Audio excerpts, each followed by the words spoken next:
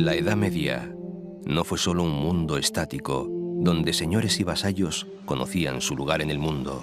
Fue el tiempo en que el hombre comenzó a caminar buscando ese lugar en el mundo. El camino podía llevar toda la vida de un hombre y podía acabar con la vida de un hombre. Se podían encontrar la paz o la espada, la tumba o un tesoro invisible.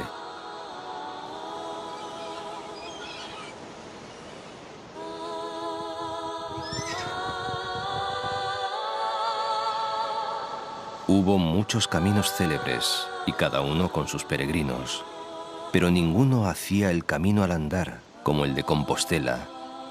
Miles de peregrinos llegaban cada día a la ciudad del apóstol desde todos los rincones de la cristiandad. El camino era mágico, sin importar mucho si Santiago el Mayor, hijo de Zebedeo y de Salomé, una de las mujeres que habían seguido a Jesús desde Galilea, llegó a peregrinar en España, o si los restos del apóstol eran auténticos. Gracias a Santiago, la cristiandad tuvo una figura que unía a todos en la lucha contra el Islam, y la antigua Hispania se convirtió en uno de los centros espirituales de Occidente.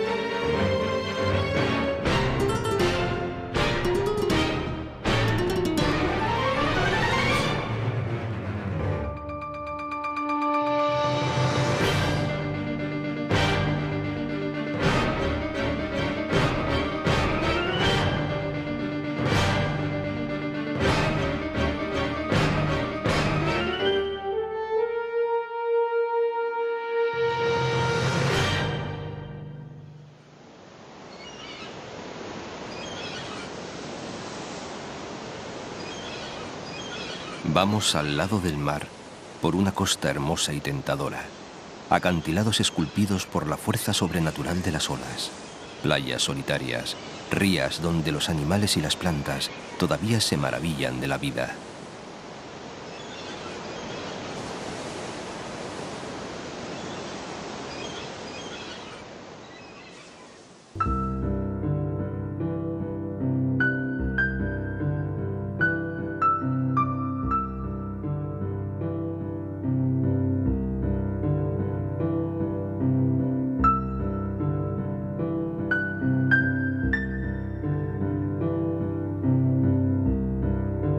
Las dunas de Liencres son las más altas de España.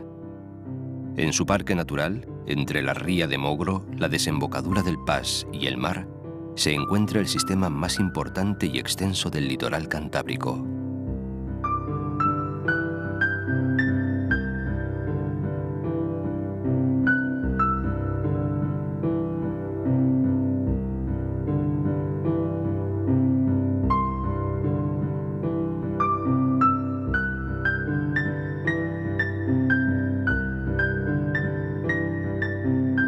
Suances es hija y madre de la literatura. Aquí halló Pereda el escenario para su novela La Puchera, y en Cortiguera Amós de Escalante el de su Ave María Estella. Pero sobre todo aquí estuvo la casa solariega de Calderón de la Barca. Los de la Barca eran nada menos que los dueños de la embarcación que pasaba a los peregrinos de un lado a otro para salvar las casi siempre peligrosas aguas del río. Algunos peregrinos fueron acogidos en su casona medieval, y la leyenda y Amós de Escalante afirman que uno de ellos fue San Francisco de Asís cuando peregrinó a Compostela. Dice Jean-Paul Sartre que Santillana es una reliquia de la vida del hombre, y añade Ortega y Gasset que es una villa hecha para que se reciten décimas sin parar. El pueblo dice que Santillana del Mar es la ciudad de las tres mentiras, pues ni es santa, ni es llana, ni está al lado del mar. Pero las verdades de Santillana son sus magníficos palacios, torres, casones, huertos y corrales, nacidos al amparo del Camino de Santiago, que le valieron ser declarada en 1889 Monumento Histórico Artístico.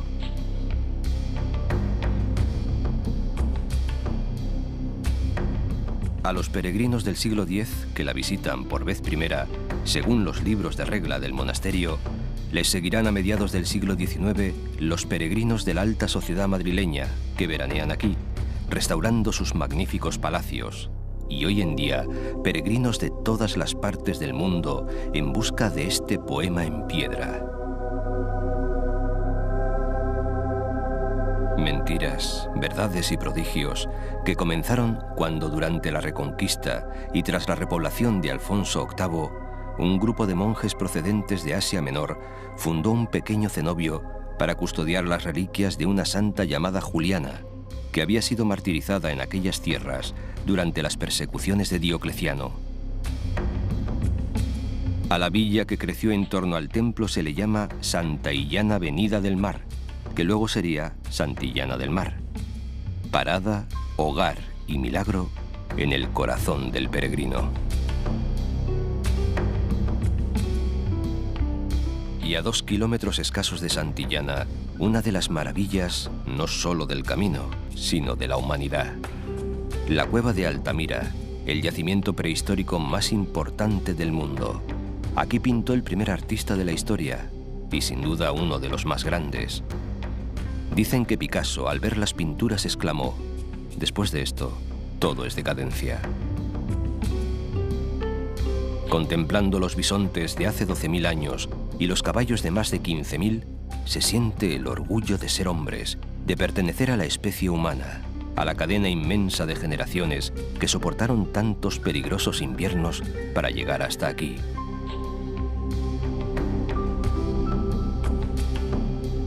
Para conocer la vida de nuestros antepasados y de la cueva, se levanta, o más bien se esconde, un espléndido museo.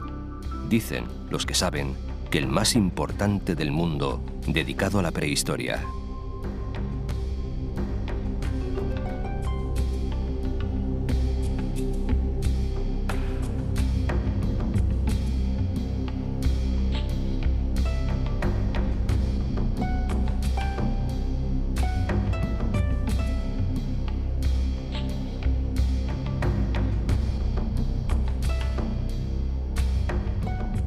Dos siluetas blancas ponen el acento al verde, el monasterio de Santa María de Viacelli y a su lado la iglesia de San Pedro Advíncula. En Cóbreces, el monasterio es fruto del testamento del último miembro de la familia de los Quirós.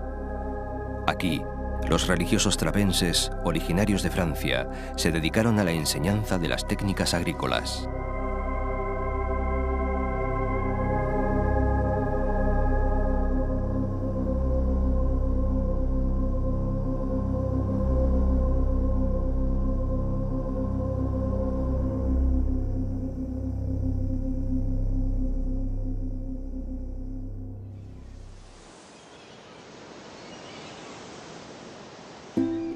Ya espera la Comillas de los Marqueses, villa de los arzobispos, pues 5 hijos de este lugar llegaron a ser ilustres prelados.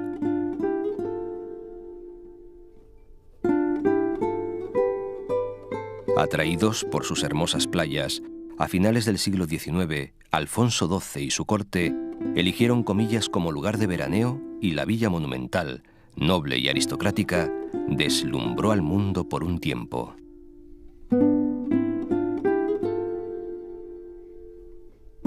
Un indiano y mecenas, Antonio López y López, nombrado marqués de Comillas por Alfonso XII, utilizó su fortuna para convertir su ciudad natal en un auténtico tesoro del modernismo, respetando y sabiendo conservar todo el encanto rural de esta tierra de tierras y labradores.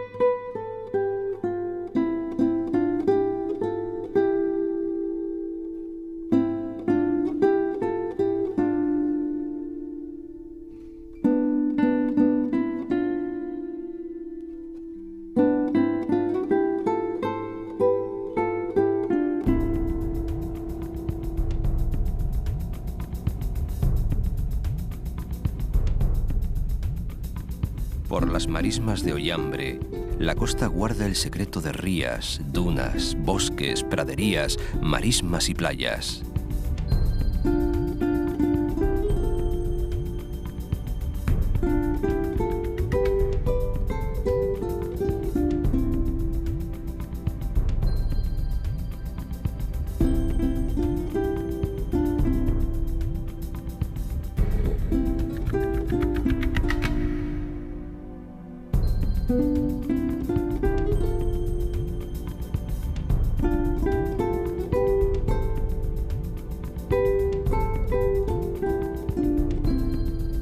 Y entre tanta gloria se dibujan las líneas del castillo, la iglesia y los restos de la muralla de San Vicente de la Barquera.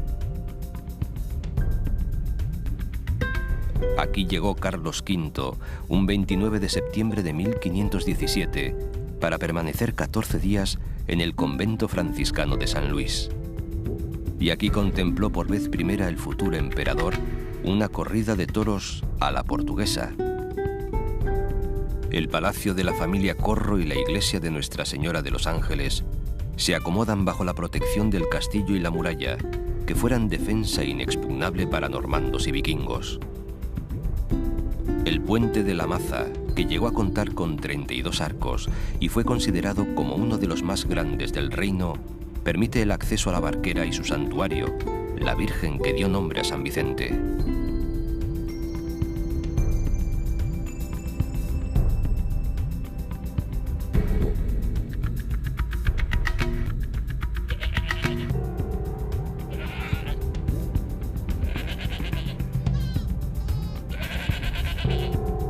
Baja el río Deva de los nada lejanos picos de Europa.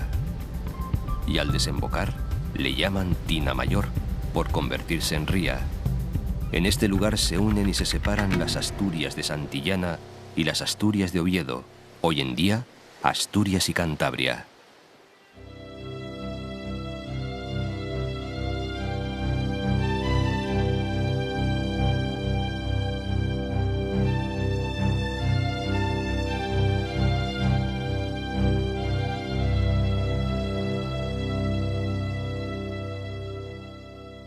Frente al mar se suceden pueblos, colinas, bosques, pequeñas ensenadas, escarpados acantilados, islas, islotes y playas de blanca arena.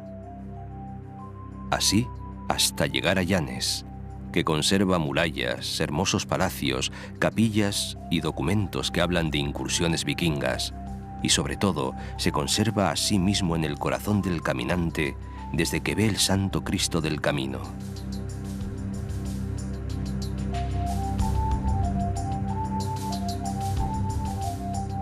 Y para recordar, creó Agustín Ibarrola en la bocana del puerto una fiesta de color que él llamó Los Cubos de la Memoria.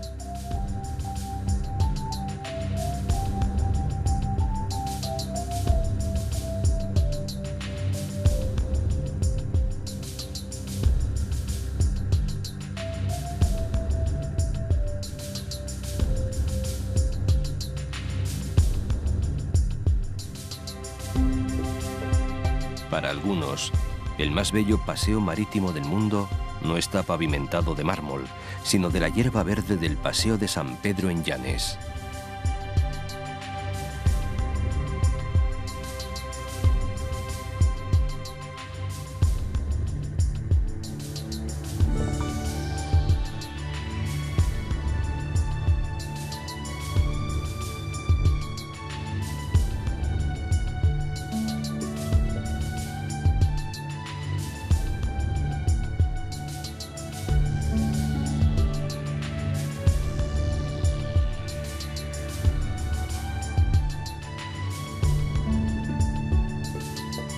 Cuando un río se hace amante del mar, nacen milagros como Ribadesella. Desde antiguo, los peregrinos llegan por la antigua calle Mayor a la plaza de la iglesia parroquial de Santa María Magdalena, edificada sobre el primitivo templo románico, en cuyos aledaños se ubicaba el Hospital de San Sebastián. Hace miles de años, un genial pintor desconocido escondió para siempre los caballos que galopaban por las suaves colinas en el corazón de la tierra, en la cercana cueva de Tito Bustillo, la más importante manifestación del arte paleolítico en Asturias. Los peregrinos de hoy no solo llegan a pie, sino muchas veces en piragua, como los que acuden a la gran romería del Sella, la fiesta donde una vez al año las aguas del río se convierten en fiesta.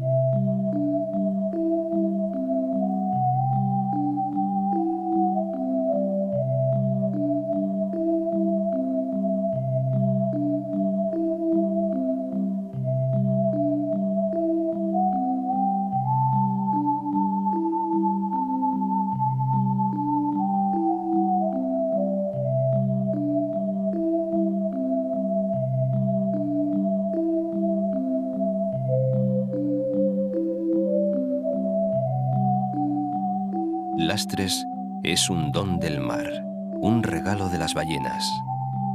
Con la grasa de estos cetáceos se percibió la belleza de las casas asomadas peligrosamente a las olas y se alimentó la lámpara de la Catedral de Oviedo.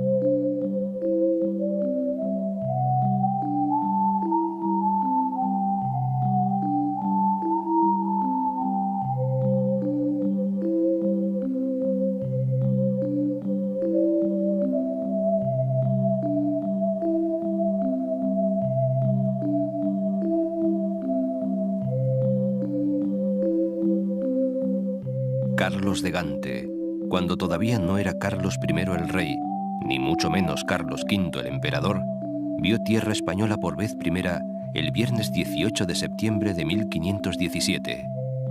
El desembarco fue un día más tarde, probablemente en Puente Huetes, en Villaviciosa. Villaviciosa se jacta así, y con razones, de ser el punto de partida de un viaje que ganó un imperio. La verdad es que nunca se había acercado por aquellos parajes una flota de tal apariencia y riqueza. Los lugareños sospecharon que los forasteros fueran piratas o invasores y sigilosamente se fueron aproximando a los que desembarcaban para buscar algún signo que les indicara si llegaban como amigos o enemigos.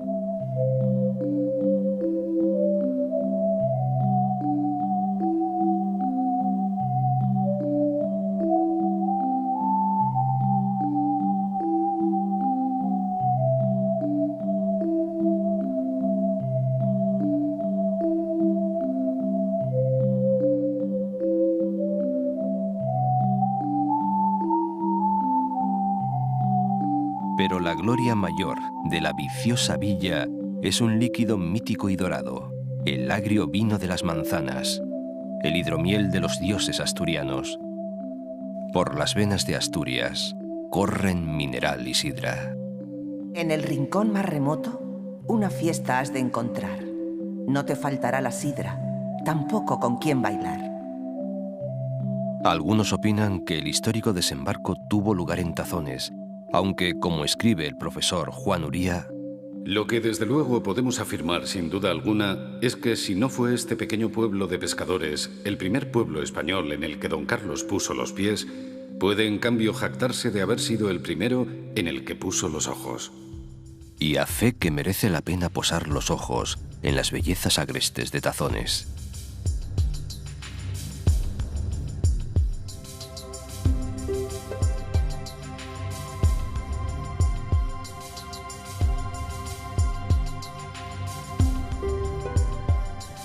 Se hace necesario un alto en el camino para mirar al cielo desde el conventín, el prerrománico monasterio de San Salvador de Valdedios.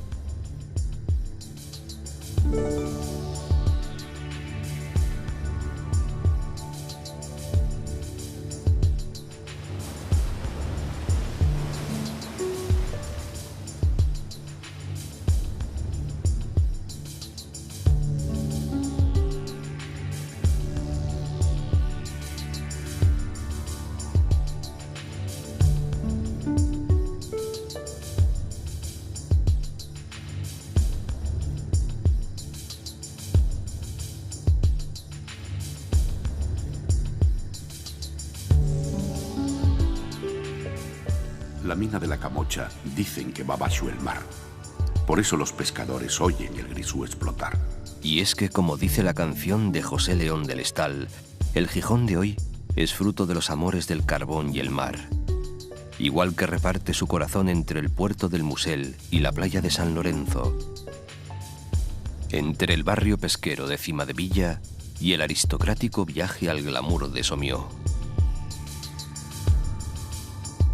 El Musel satisfizo el ansia de los ilustrados de un puerto carguero que brindara la posibilidad a Asturias de exportar a gran escala su carbón y su producción industrial.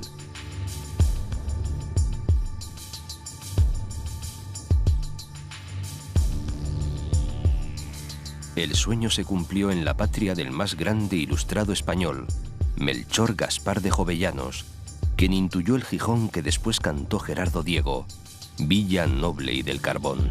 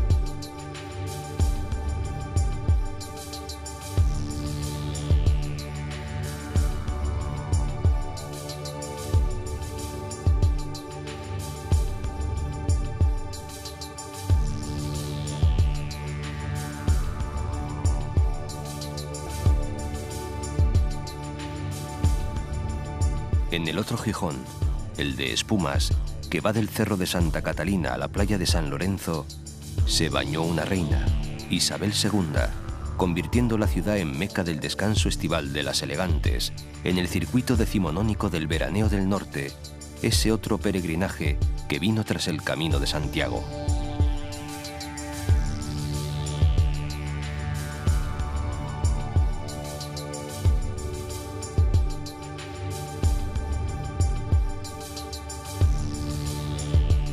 Y el hombre le ha hecho un regalo al mar y a sí mismo en el elogio del horizonte de Chillida, la puerta mística para entrar al Gijón de los siglos.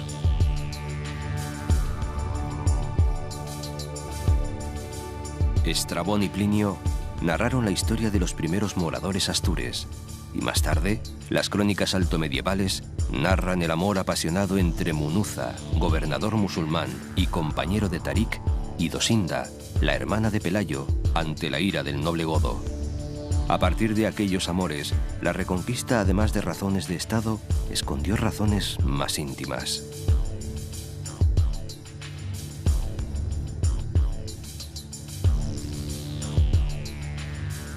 La esencia de Gijón bien podría comenzar en la Campa de Torres, desde la cual fue creciendo hasta llegar a ser hoy en día la ciudad más populosa de Asturias. Una ciudad transparente donde se descubren las huellas de sus moradores, pescadores, cigarreras, artesanos, mineros, trabajadores llegados de acá y de allá.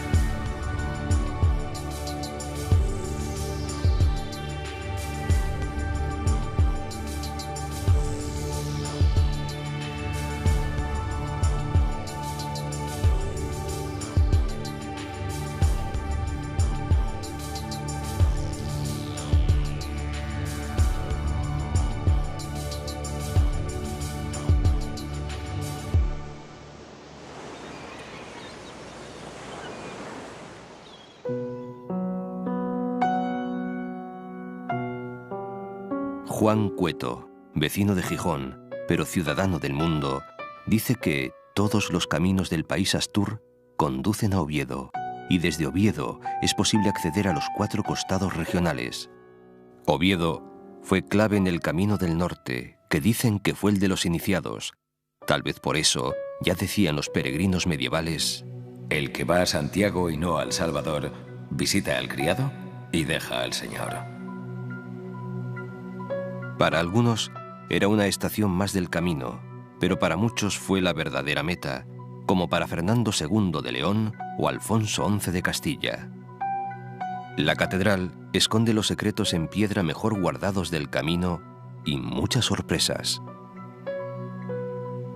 Pero su gran tesoro es su cámara santa, donde con el arca santa, la cruz de los ángeles y la de la victoria, se guardan los orígenes de la monarquía asturiana, que son los orígenes de los reyes de España y de España misma.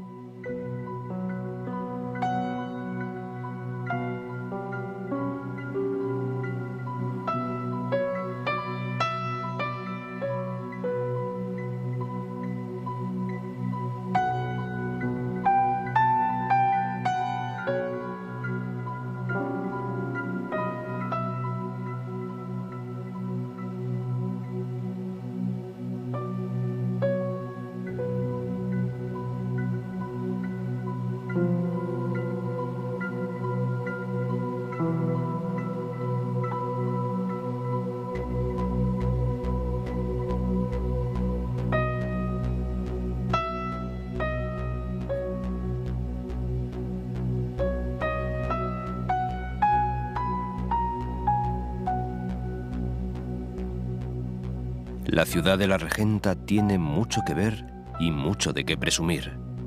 Por supuesto, de historia y de literatura, de revueltas y alguna vez de revoluciones, de universidad, de parques, de teatro, de ópera y catedral literaria, de tertulia de café, donde se arregla el mundo y a veces el universo, y sobre todo, de los premios Príncipe de Asturias, que cada año acercan a la capital de los Astures la flor innata de la ciencia, la literatura y el pensamiento.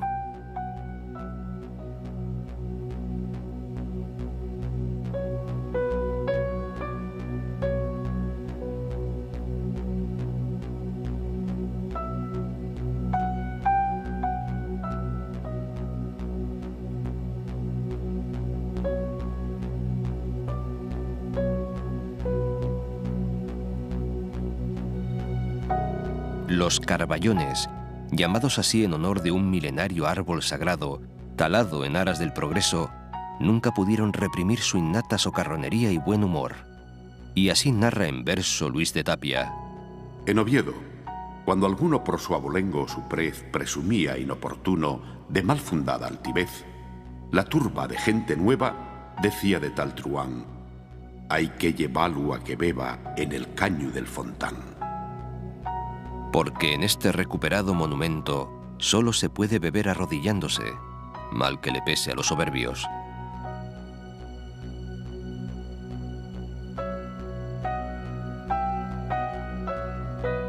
Liberada del telescopio inquisidor del magistral, la ciudad disfruta de la belleza del fantasma de Ana Ozores y de la suya propia. El escenario de la mejor novela española del siglo XIX es hoy un laberinto de deleites entre palacios, mansiones, conventos donde monjas de voz clara cantan a lo que no ven. Calles de ayer, avenidas de hoy, sueños de mañana. En la parte baja del Oviedín del alma del cronista oficial Manolo Abello está la iglesia de Santullano de los Prados, la obra cumbre del reinado de Alfonso II, del que se dice que llevó una vida llena de gloria, casta, púdica, sobria e inmaculada. Aunque los escépticos, que nunca faltan por aquí, al escuchar estas palabras añaden que debió ser algo aburrida.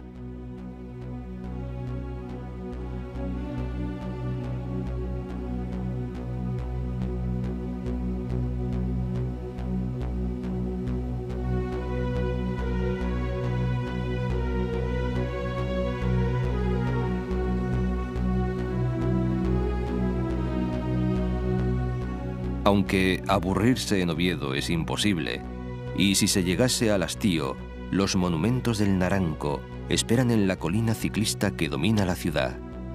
Uno de los más bellos edificios del prerrománico asturiano, si no el que más, es el Palacio de Recreo y Caza que Ramiro I, al que las crónicas llaman vara de justicia, mandó levantar en los terrenos de la ladera sur del monte Santa María del Naranco. Cerca construyó una iglesia que es una oración de piedra, San Miguel de Lillo. Fue desde aquí donde el rey se despidió de este mundo sin dejar de mirar a Oviedo, y es que es difícil despedirse de Oviedo, y más, poder olvidarlo.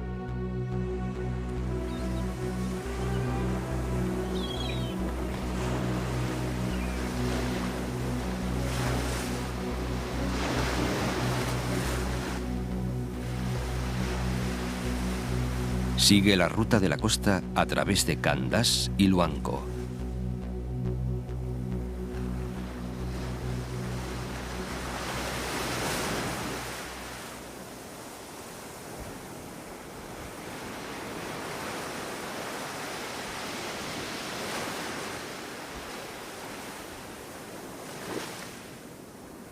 Luego el mar llega hasta la villa costera más antigua del camino, pues se fundó en el año 1100. Es la patria chica de don Armando Palacio Valdés.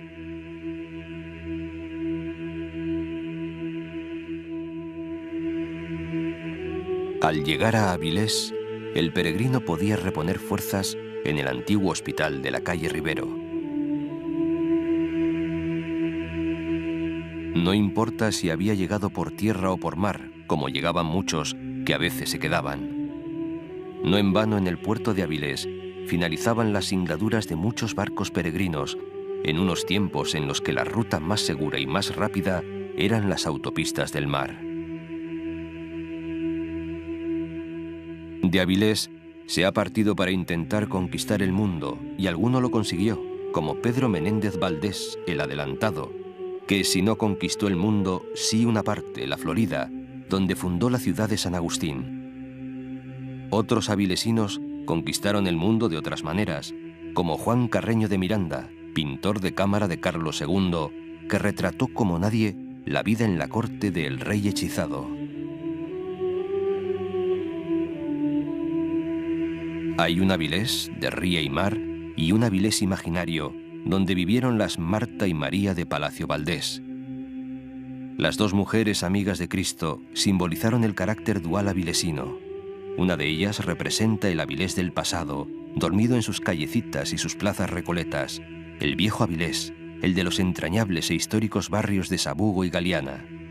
La otra, la realista, representa el Avilés moderno e industrial. Hubo todavía otro Avilés inédito, el Avilés ballenero. Y cuentan que en el exterior de la iglesia vieja de Sabugo, Santo Tomás, del siglo XII, se celebraba la reunión llamada Mesa de Mareantes para trazar los planes de pesca.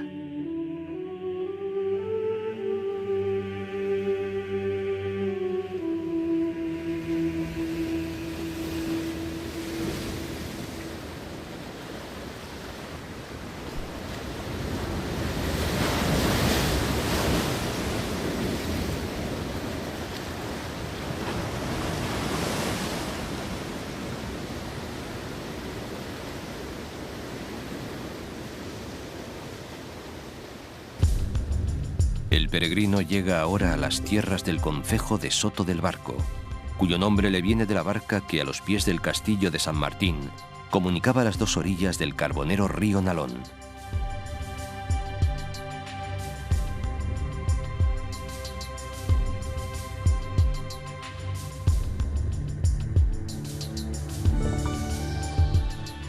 Nadie sabe dónde habitan las hadas, pero las shanas, las bellísimas mujeres de agua que pueblan Asturias, prefieren sin duda las sendas del litoral. Ellas acompañaban, quizá invisibles y paganas, al peregrino, que sentía en su compañía emociones extrañas al caminar.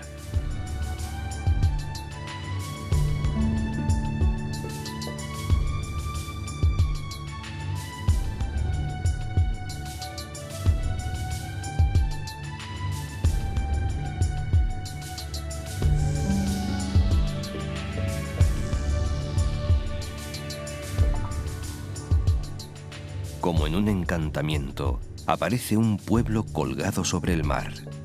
Es Cudillero, el pueblo más pesquero de Asturias. Cuentan muchas cosas de su nombre, pero no todos están de acuerdo, porque aquí pocos están de acuerdo con nada, pues para eso tienen los pisuetos encanto y carácter que derrochar y personalidad para capear todos los temporales.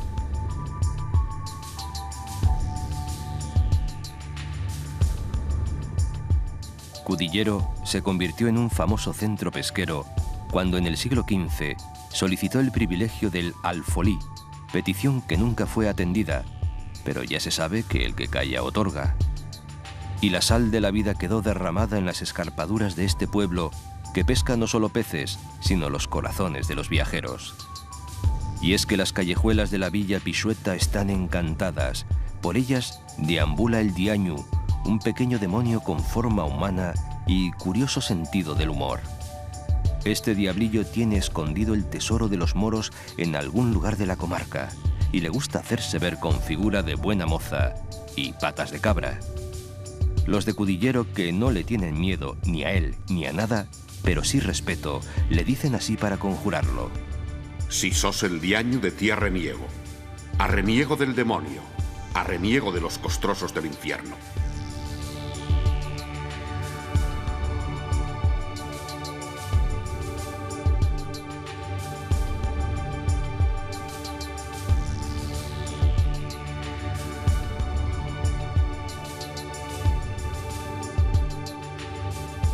Pueblo de marineros, su solitario y romántico faro vio cómo sus hombres partieron tantas veces, sin miedo, para el cerco de Gibraltar, las campañas de conquista de Sevilla o la Florida, o rumbo a lejanos mares y tierras.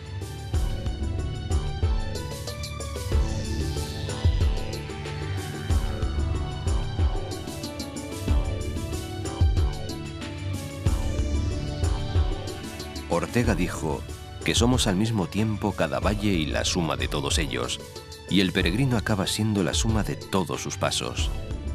Menos mal que en tierras de Cudillero, allá por Soto de Luiña, existe aún uno de los pocos hospitales de peregrinos que quedan en la ruta jacobea. El edificio actual es una construcción de 1713 de estilo barroco asturiano que reproduce el modelo de la casa noble rural.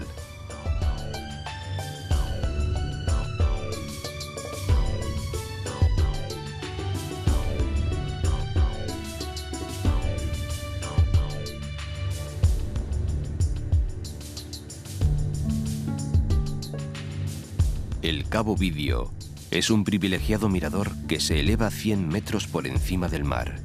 El viento golpea aquí con furia en los días de tormenta.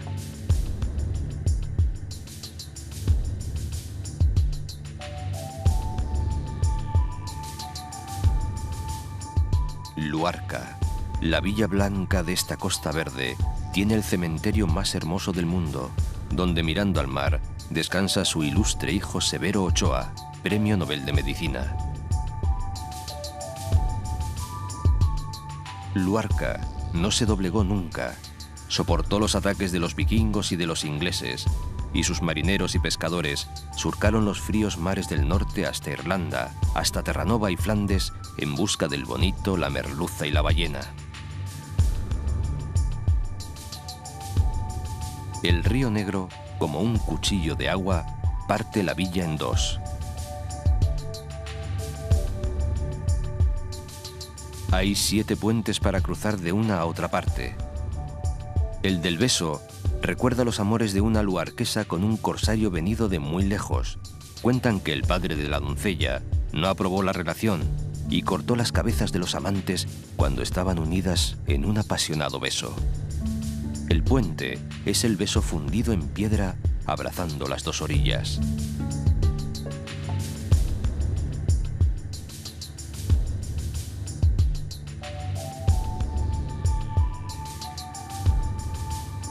Navia es de Asturias la región más bella, aun siendo Asturias lo mejor de España. Eso dijo don Ramón de Campoamor, que por supuesto era de Navia. Navia recibe su nombre de la diosa de las aguas prerromana Niega, y en su iglesia de Nuestra Señora de las Barcas se venera una virgen que se apareció en alta mar, salvando a unos asustados pescadores de una terrible tempestad. ¿Tendría la virgen algo que ver con la diosa?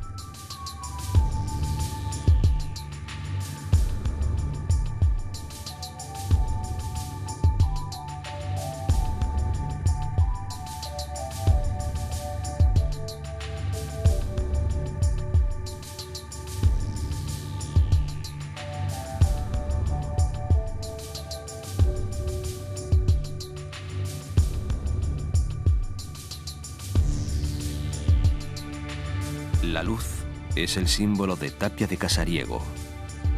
Buscándola llegan hasta aquí cada año miles de turistas tras la sombra de su faro y la belleza de sus playas.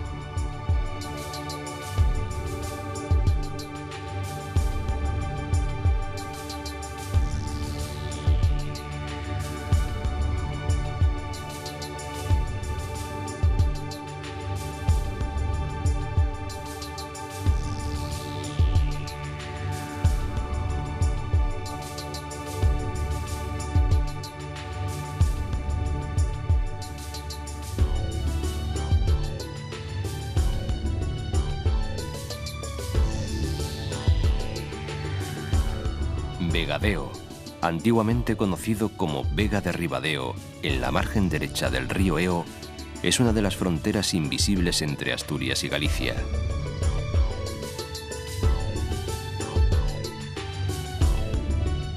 Se llega al puente del Fornacho por el Camino Real de Bustelo y se atraviesa como un Rubicón el río Eo, mientras Santiago de Abres dice que ya no se puede volver atrás y que ya no somos los mismos. Por aquí han pasado no solo peregrinos, sino también los arrieros de Castilla y la vía férrea procedente de las minas de Aponte Nova.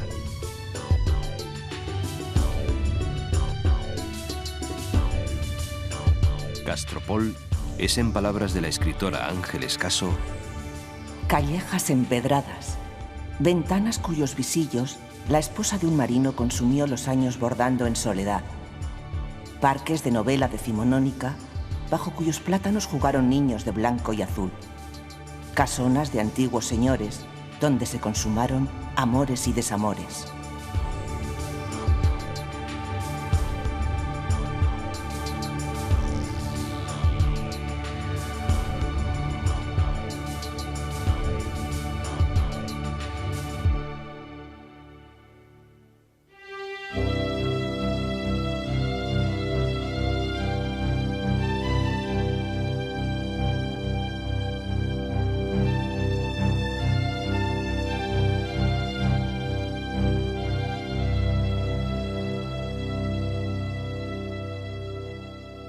Ribadeo, la última ciudad de Galicia y la primera de Asturias.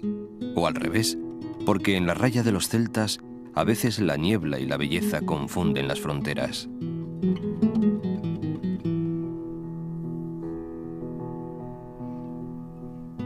Ni siquiera el río Eo separa, sino une.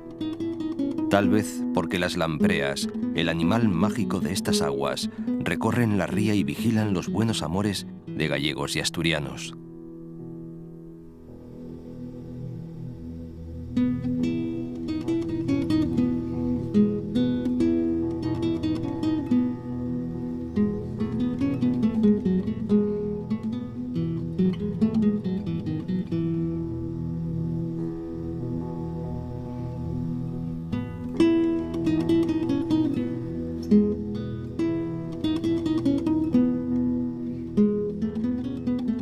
Rebaño de sombras y de vientos oponía la tierra a las estrellas. Así comienza un poema de Álvaro Cunqueiro dedicado a Vilanova de Lourenzá. En su iglesia se guarda el marmóreo sepulcro paleocristiano de Osario Gutiérrez, conocido como el Conde Santo. La iglesia forma un todo con el monasterio del Salvador.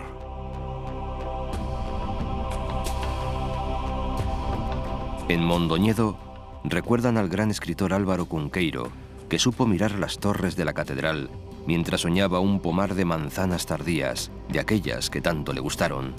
Hoy, su travieso espíritu sigue sentado en la plaza, en el corazón de la ciudad, puede que en el mismo lugar donde fue ejecutado Pedro Pardo de Cela, último defensor de la soberanía del Reino de Galicia frente a las pretensiones anexionistas de los reyes católicos.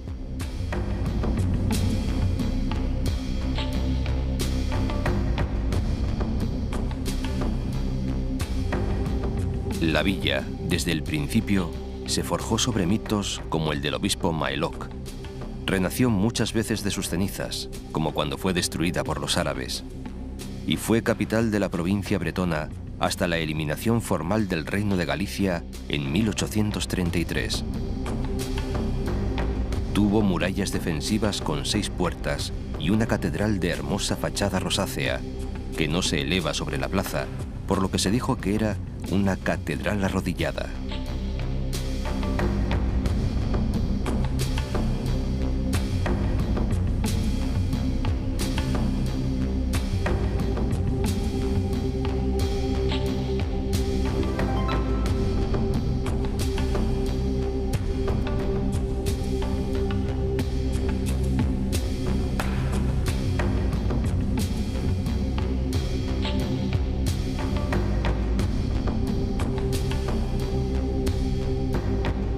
El peregrino llega a Villalba, capital de Aterrachá, oliendo en el aire la proximidad de Santiago. Fundada por los romanos en un cruce de caminos, su historia es también la de Fernán Pérez de Andrade el Bueno, promotor del puente que le da origen. Y su castillo fue uno de los pocos que escapó a la furia popular durante las revueltas de los irmandiños.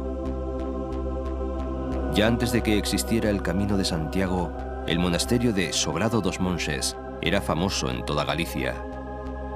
Había sido parte del señorío de los Présaras, hasta que el último de los condes, Hermenegildo, fundó en el año 950 el monasterio y en él profesó al quedar viudo de su esposa, Paterna Gundesíndez.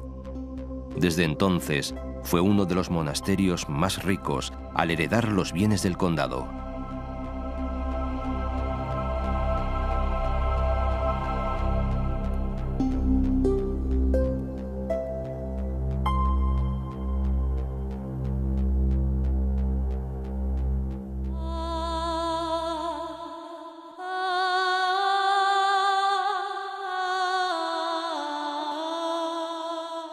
Hemos traído al monte del gozo todos los valles, todas las iglesias, los campanarios, los verdes y el cielo que nos han visto pasar y en los que el peregrino ha dejado una parte de sí mismo. A Santiago no se vienen a buscar los tesoros de oro, azabache y piedra, aunque los haya, sino los tesoros invisibles que están en el fondo de nosotros mismos.